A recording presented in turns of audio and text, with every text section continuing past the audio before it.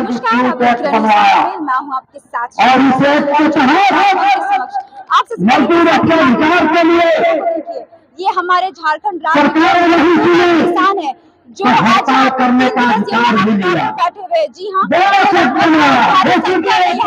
और किसान यहाँ पे उनकी कुछ मांगे हैं जिनकी सरकार आए तो चलिए सीधा हम यहाँ पे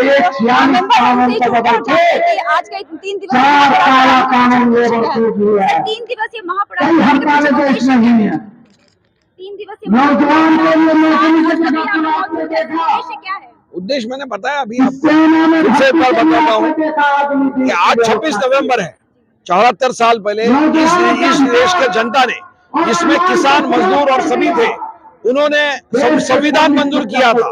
और इस संविधान का उद्देश्य ये है कि इस देश की आजादी के बाद इस देश की सरकार ऐसे नीतियों को अपनाए जिससे इस देश के मजदूरों का और किसानों का, आदिवासियों का कल्याण हो।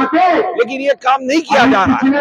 आज की सरकार जो है वो न संविधान को मानती है, न आजादी के आंदोलन को मानती है।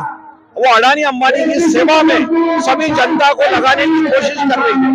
और इसीलिए आपने देखा होगा कि उन्होंने 4 कोर्ट बिल लाकर मजदूरों के सभी कानून कैंसिल कर दिए और उसके साथ साथ किसान विरोधी नीतियों को अपनाया, जिसके खिलाफ किसानों ने आंदोलन किया और 11 महीने आंदोलन करके उनको कानून समझने को मजबूर किया।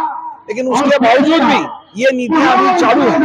हमारे प्रधानमंत्री ये कहते थे कि 2022 में किसानों की आमदनी दुगनी हो जाएगी, लेकिन ये 5 राज्यों के इलेक्शन में हमने देखा एक बार भी उन्होंने उसका जिक्र नहीं किया। क्यों नहीं किया?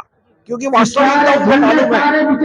भारत की सरकार है 37,000 मजदूरों को इजराइल भेजने का काम करने वाली थी।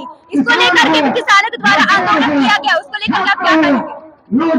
इजराइल और पैलेस्टाइन का जो संघर्ष है वो कभी भी हमारे देश के लोगों ने धर्म का संघर्ष बोल के नहीं देखा, लेकिन मोदी जी उसको धर्म का संघर्ष देखा।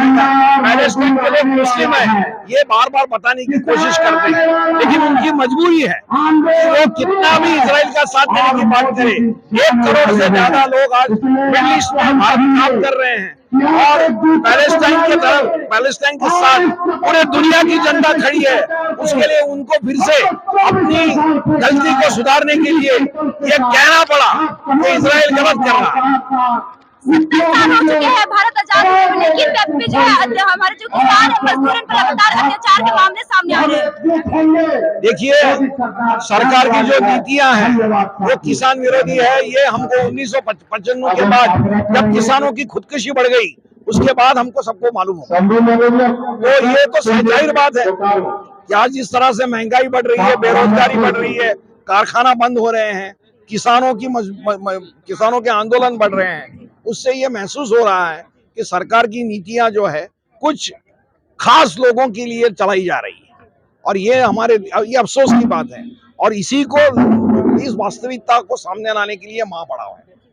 3 दिवसीय महापड़ाव बाद आप लोग आगे की रणनीति क्या होने वाले? लगातार मजदूरों के फेवर में ही खड़े रहे हैं। देखिए, मजदूरों को इस महापड़ाव के माध्यम से हम बताना चाहते हैं कि 2024 के इलेक्शन में मोदी का जाना हमारे सबके लिए अच्छा रहेगा। और ये राजकीय संदेश, जिसको कहते हैं पॉलिटिकल मैसेज देने के लिए ये महापड़ाव किया जा रहा है।